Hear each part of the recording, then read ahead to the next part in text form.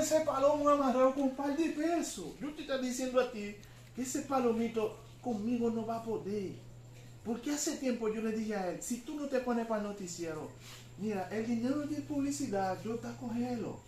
No es verdad que él me está tumbando a mí. Yo te cojo ese dinero, pero mira, no comente eso con nadie.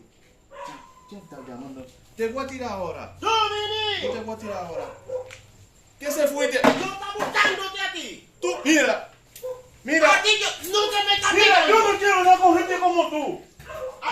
Mira, falso. Mira, mira, Mira, falso. Ese puro maldita falso. Yo no te tiene miedo a tú ti. estás desacreditándome a mí en las redes. Mira, tú compras jipeta, lo chocas, después compras pasol, lo de balata también. Mira, yo dejé mi crecer el cabello. Mira, yo te Y voy a tú decir hablas algo. como pila de mierda en las redes. Mira, la gente como tú nunca va a florecer. Tú no quieres trabajar.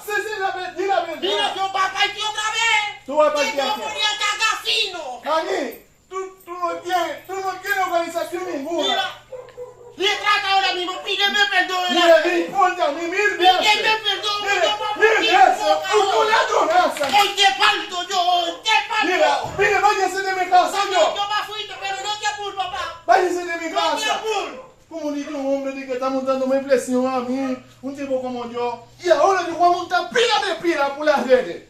Al nombre de ese infame indigno, ese vagamundo. Oh, pero ven acá.